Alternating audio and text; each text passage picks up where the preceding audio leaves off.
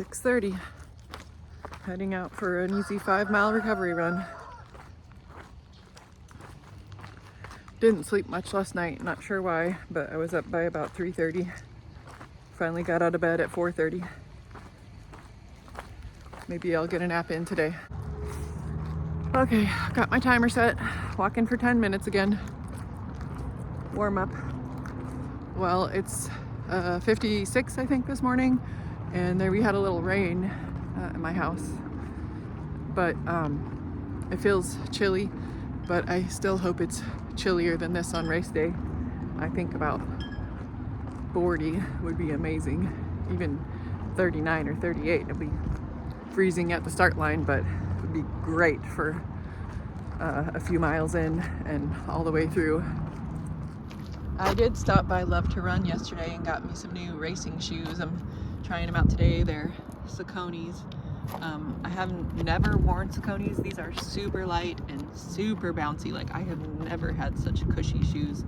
So I'm just testing them out on a recovery run today, and we'll see how they do. I've never strayed away from ultras really, but I'm gonna check these out this time. All right, about 4.5 miles in. Got a half mile left to go. Been keeping it somewhere in the 10-minute, between 10 and 11 mark. A very sustainable, easy pace that I feel like I could sustain this forever. Could do an ultra marathon at this pace. That is not on the books. But I am definitely going to have a glorious runner's high after this. Basically a sedative, but with feelings of joy and euphoria added into that. All right, finished up my 5 miles with an average pace of 10:39. Kept my heart rate in the 130s. Feel great. Got my runner's high. I'm gonna finish off with some walking lunges and some single leg glute bridges, which is apparently the most effective injury prevention exercise for marathoners. I saw a study about it that was like 847 marathoners, both male and female, with an average time of around 4-hour marathons. Okay, I'm gonna do a few single leg glute bridges. I got 4 weeks and 3 days until race day, so I'm doing everything I possibly can right now for injury prevention, and I'm just gonna try to squeeze out some of these every single day. Don't ask me why this is supposed to be the best injury prevention, but running is a single leg sport, so the stronger you can be in both legs, the better. I'm gonna try to do a 30-second hold on each side for 3 times each, and then after that I'm gonna do just taps, and then when I'm at home doing this or at the gym, I'll use weights on my hips right there. But first of all, the study that was done had runners doing just 30-second holds on each side, and that was performed on, I think it was 847 marathoners with an average time of around a 4-hour marathon. Maybe it was like 4:08 or something like that. But the least injured runners could hold this for 29 seconds on each side. So I'm just going to do sets of 3 for each side.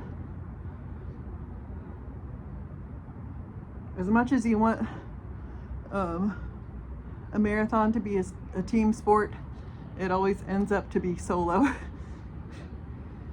Everybody has to dig in and do their own, whatever their body can manage. As much as you want a marathon to be a team sport, it always ends up to be solo. Everybody has to dig in and do their own, whatever their body can manage. Around a 4-hour marathon, maybe it was like 4:08 or something like that.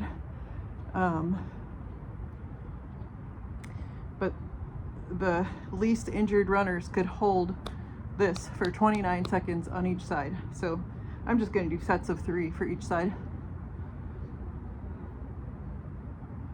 As much as you want a marathon to be a team sport, it always ends up to be solo. Everybody has to dig in and do their own, whatever their body can manage.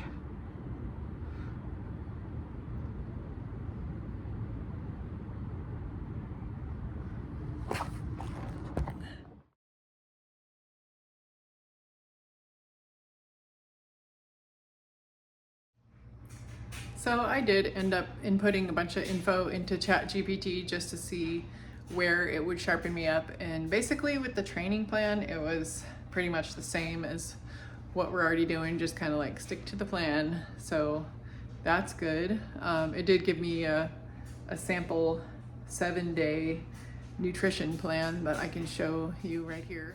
It's kind of loosely based on what I already do. 1,800 calories, 155 protein per day, 145 carbs, and 55 grams of fat. So that was like 200 grams of egg whites, a whole egg, a small potato, since I don't have watermelon anymore, the greens, and I don't know why I put a teaspoon of maple syrup in there. That's weird. I'm not gonna eat that with that unless I eat some yogurt. But like lunch would be 5 ounces of grilled chicken, 3/4 cup of rice, a cup of veggies, and a teaspoon of olive oil. And then for supper, I'd be eating 8 ounces of lean ground beef, a cup of potatoes, green beans, and then a protein bar for a snack, which sounds great to me.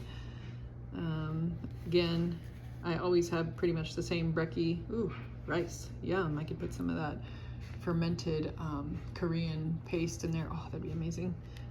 5 ounces of turkey breast, 3/4 cup of sweet potato, mixed veggies, 6 ounces of salmon for supper, a cup of potato, asparagus, yogurt and maple syrup, yum. Same thing over and over and over pretty much for about a whole week. And then it does have a sort of a taper nutrition and race week strategy. So 2 weeks out, keep calories steady, 18 to 2,000 calories a day, maintain 150 grams of carbs per day. And then a race week, increase carbs slightly, 200 to 250 grams per day, focus on lower fiber, low fat carbs, rice, potatoes, pasta. Add 300 to 500 milligrams of sodium daily, electrolyte or salt tablet. And then day before the race, eat normal breakfast, lunch, moderate carb dinner. Limit fiber and heavy fats to prevent GI issues. And then race morning, pretty much gonna completely ignore that because I don't eat breakfast before I run, otherwise I will be in serious trouble in the bathroom.